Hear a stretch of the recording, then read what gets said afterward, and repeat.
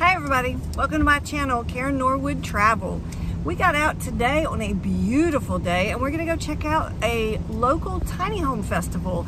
I'm not quite sure who the vendor is. I'll put that on the screen for you.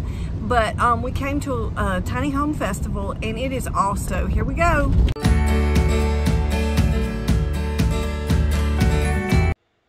So we started out at Safe Haven RV Park, where they had the Tiny House Festival that was put on by United Tiny House Association. It was there on Saturday and Sunday from like 10 to 4. They had a great event schedule of different seminars and classes they were doing. And then they had this lovely little chalkboard map to kind of give you an idea of where you were coming and going.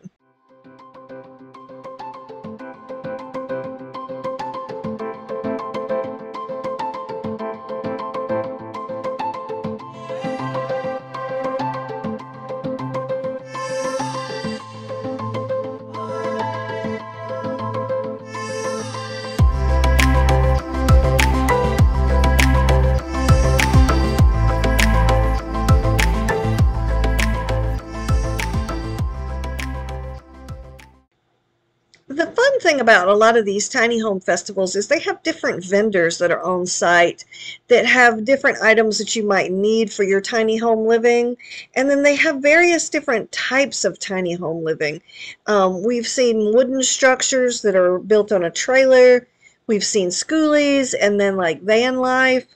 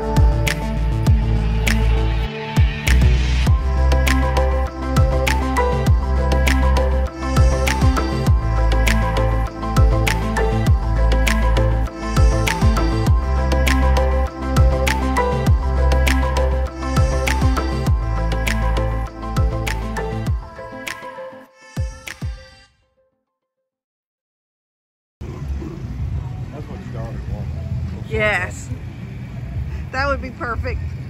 She'd love that.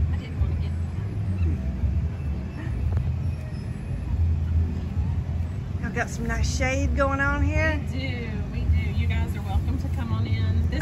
This is Sally Lou. Come on in if you want. So Sally Lou is a 1996 Chevy G30.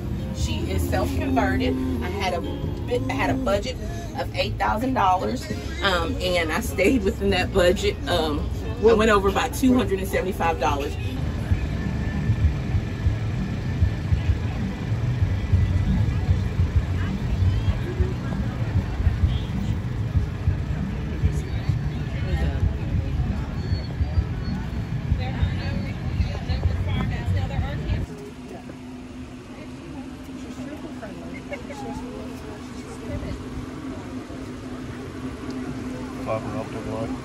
Oh, that's so neat. I don't know if I'll get it to show up.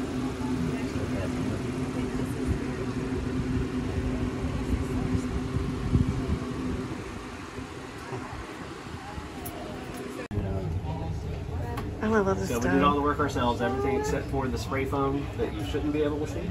The installation. Got 700 watts of solar on the roof. Got an 80 square foot deck on the back part of the roof that we access with a ladder through the hatch there, where he is now. Got a composting toilet, so we don't need a black tank. We just have a gray tank, 68 gallons of fresh water. Curious, one of the things that we've noticed with doing the buses is my husband mentioned that they're not very easy to work on, and usually there's certain mechanics that you have to get to work on a bus. Have you found that to be a struggle, or have you instantly become a good bus mechanic?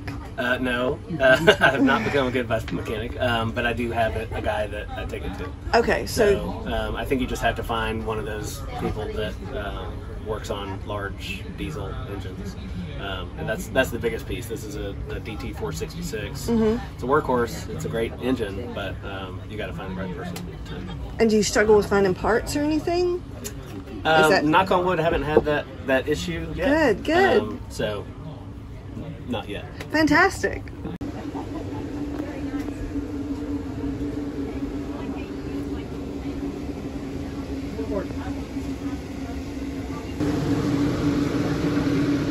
Sideways bed again. Yeah, it's very pretty.